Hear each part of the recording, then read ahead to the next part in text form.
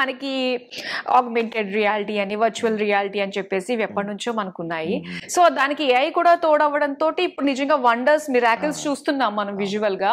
So దాన్ని మీరు implement చేస్తూ విత్ ఏఐ పవర్ తోటి తీసుకురావడం జరిగింది. సో దీని గురించి డీటెయిల్ గా తెలుసుకోవాలని ఉందండి. ఆగ్మెంటెడ్ రియాలిటీ ఇంతకు ముందు ఒక ఎడ్యుకేషన్ రంగంలోనూ అండ్ సైన్స్ అండ్ టెక్నాలజీ వాటి మాత్రమే ఉపయోగించే వాళ్ళు. విజువల్ ఎక్స్పీరియన్స్ ఇవ్వడానికి బాగా ఉపయోగపడుతుంది ఆగ్మెంటెడ్ రియాలిటీ. టెంపుల్ కి వెళ్ళేటప్పుడు టెంపుల్ మొత్తం చూసేసి దర్శనం చేసుకుని వెంటనే అక్కడి నుంచి పారిపోతాం మనం. We are not experiencing temples. Temple కి వెళ్ళామంటే అక్కడికి వెళ్ళాలి, దాని చరిత్ర అర్థం చేసుకోవాలి. ఆ టెంపుల్ కి ఒక ప్రాసెస్ ఉంటుంది. ఆ టెంపుల్ ఎలా వచ్చింది, దాని కథ ఏంటి, దాని స్థల పురాణం దగ్గర నుంచి అంతా ఉంటుంది. అది ఎలా కమ్యూనికేట్ అవుతుంది? అది కమ్యూనికేట్ అవ్వాలంటే గైడ్ లో టూర్లు ఎవరు చెప్పలేరు. దానికి టెక్నాలజీ బాగా హెల్ప్ అవుతుంది.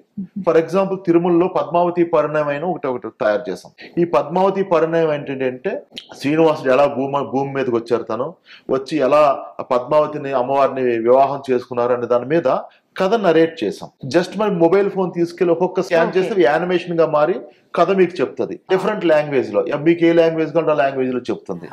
సో మీరు అంతా కూడా ఒక్కొక్క ఇమేజ్ చేయడం ద్వారా మీకు అక్కడికి వెళ్ళిన సాటిస్ఫాక్షన్, అరే టెంపుల్ కి వెళ్ళాను, ఈ టెంపుల్ లో దర్శనంతో పాటు కథ తెలుసుకున్నాను, అది మీకు లైఫ్ లాంగ్ గుర్తుంటుంది.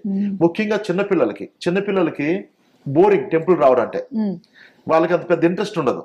ఎంతసేపు అమ్యూజ్మెంట్ పార్క్ వెళ్దామా అక్కడికి వెళ్దామని ఉంటుంది. అలాంటి పిల్లలకి ఒక మొబైల్ ఇచ్చి ఇదంతా చూడరా అంటే దే విల్ ఎంజాయ్.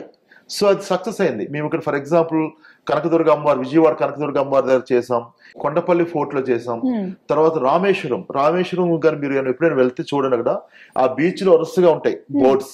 అసలు రామేశ్వరంలో రాముడు ఎలా సేతు నిర్మాణం అక్కడి నుంచి స్టార్ట్ చేశాడు, సీతమ్మవారిని ఎలా తీసుకెళ్లాడు, విభూషణుడికి పట్టాభిషేకం ఎక్కడ చేశారు, అవన్నీ కూడా బోర్డ్స్ ఉంటాయి మీకు. మీరు అక్కడికి ఇలా బోర్డు స్కాన్ చేయగానే ఎక్స్ప్లెయిన్ చేస్తుంటది కథని. జనరల్ గా మనం రామేశ్వరం వెళ్ళి చూసి రావడం వేరే, అక్కడికి వెళ్ళి ఎక్స్పీరియన్స్ చేసి ఆ వీడియోస్ చూసి రావడం వేరే.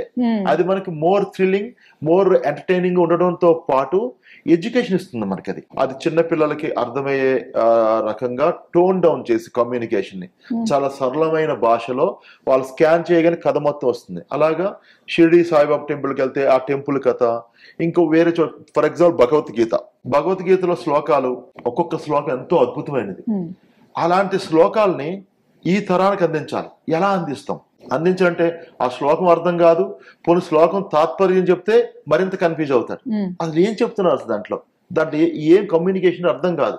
మేము ఏం చేసామంటే ఏదైతే భగవద్గీతలో ఉన్న ఫిలాసఫీ ఉందో, భగవద్గీతలో ఉన్న ఒక కోర్ ఐడియాలజీ ఉందో, ఐడియాలజీని సామాన్యునికి అర్థమయ్యే రకంగా దాని భావం చెడిపోకుండా, దాని ఇన్నర్ మీనింగ్ చెడిపోకుండా, పాడవకుండా, అలానే శ్లోకంతో పాటు దాని తాత్పర్యాన్ని తయారు చేసి దానికి యానిమేషన్స్ యాడ్ చేసి అదొక ప్రాజెక్ట్ డెవలప్ చేసాం. సో దీనివల్ల ఏమవుతుందంటే భగవద్గీత అనేది చిన్నపిల్లలకి, ఇప్పుడు చూడండి ఈ రోజు రేపు ప్రతి ఒక్క చిన్నపిల్లడి చేతిలో మొబైల్ కనిపిస్తుంది. చిన్నపిల్లడి దగ్గర నుంచి పెద్దవాళ్ళ వరకు మొబైల్ లేకుండా అసలు బతకలేడు. అలాంటి వాళ్ళకి అదే మొబైల్ తో నాలెడ్జ్ ఇచ్చే వ్యవహారం అనమాట. అదే మొబైల్ తో they grab the ideology and knowledge through augmented reality. Technology ఉపయోగిస్తూ జనాలకి ఒక నాలెడ్జ్ ఇచ్చే పని మేము చేస్తున్నాం. ఓకే, అంటే దీనికి జస్ట్ మనకు ఒక మొబైల్, అందులో ఒక యాప్, దీనికి సంబంధించిన ఒక యాప్, మనం వెళ్ళి ఏదన్నా ఇమేజ్ ని స్కాన్ చేసి దానికి సంబంధించిన స్టోరీ మనకి తెలుస్తూ ఉంటుంది. రైట్, చాలా బాగుందండి టెక్నాలజీ.